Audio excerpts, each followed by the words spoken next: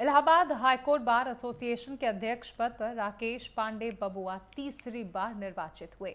उन्होंने अपने निकटतम प्रतिद्वंदी सीपी उपाध्याय को 193 मतों से हराया है। राकेश पांडे को 2121 वोट मिले, जबकि सीपी उपाध्याय को 1928 मत प्राप्त हुए। वहीं महासचिव पद पर अखिलेश शर्मा ने राय साहब यादव को 937 वोटों से हराकर जीत दर्ज की। प्रयागराज में इस समय इलाहाबाद हाई कोर्ट के बार एसोसिएशन के जो नवनियुक्त अध्यक्ष हैं राकेश पांडे जी बबुआ, उनके साथ में हैं और हम जानने की कोशिश करेंगे अध्यक्ष जी से कि क्या प्राथमिकताएं रहेंगी जीत के बाद, क्योंकि अधिवक्ता समाज को अगर बात की जाए तो वो न्याय दिलाने के लिए सदैव खड़ा रहता है। ऐसे में अगर थानों की बात करें या अन्य जगहों की बात करें तो उनके साथ भी यहाँ पर पक्षपात होता है। तो बनने के बाद अध्यक्ष जी किस तरह से अधिवक्ताओं के हित में काम करेंगे? जी बहुत बहुत बधाई आपको। बहुत बहुत धन्यवाद।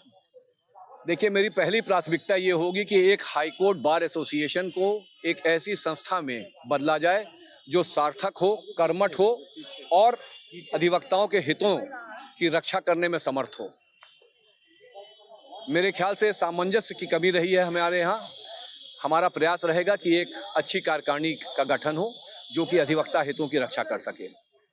जहाँ तक प्राथमिकताओं का प्रश्न है, मेरा मानना है कि आने वाले समय में हाईकोर्ट बार को चेंबर्स अलॉटमेंट की चुनौती का सामना करना पड़ेगा और हमें ये देखना है कि चेंबर्स का अलॉटमेंट एक नियमबद्ध तरीके से हो, पारदर्शी तरीके से हो और ये देखा जाए कि किसी भी व्यक्ति का अधिकार न छिने, किसी का अनहित न होने पाए किसी भी अभाव में, चाहे आर्थिक, क्योंकि मेरे को ये डर है कि ये चेंबर अलॉटमेंट बंदर बांट में न पड़ जाए। दूसरी मेरी प्राथमिकता लिस्टिंग को हमारे यहाँ सुचारू करना है, उसको कहीं ना कहीं इस तरीके से क्रिएट करना है कि लिस्टिंग की समस्या हमारे अधिवक्ताओं से ख़त्म हो, क्योंकि लिस्टिंग की समस्या की वजह से मुझे ये लगता है कि कहीं ना कहीं न्यायपालिका की एबिलिटी टू डिलीवर जस्टिस से लोगों का विश्वास उठ रहा है। तीसरी, मैं चाहता हूँ कि मैं अपने अधिवक्ता भाइयों को मेडिक्लेम या मेडिकल इंश्योरेंस की सुविधा प्रदान कर सकूं।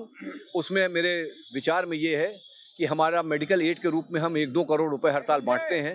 अगर अपने आर्थिक संसाधनों के अंतर्गत हमको ये लगता है कि हम लोग इस सुविधा को दे सकते हैं तो अधिवक्ता मेडिकल इंश्योरेंस ले ले 2 लाख रुपए तक का, और जो प्रीमियम आता है उस प्रीमियम का आधा पैसा बार एसोसिएशन दे दे, आधा पैसा अधिवक्ता स्वयं दे दे।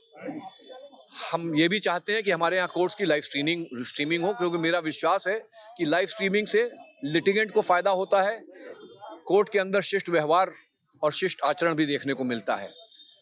मैं ये भी चाहता हूं कि हाई कोर्ट के अंदर कनेक्टिविटी वाईफाई की भी और टेलीफोन की भी ये एकदम सीमलेस हो, और इसके लिए जो भी करना हो वो करने के लिए मैं तैयार हूँ।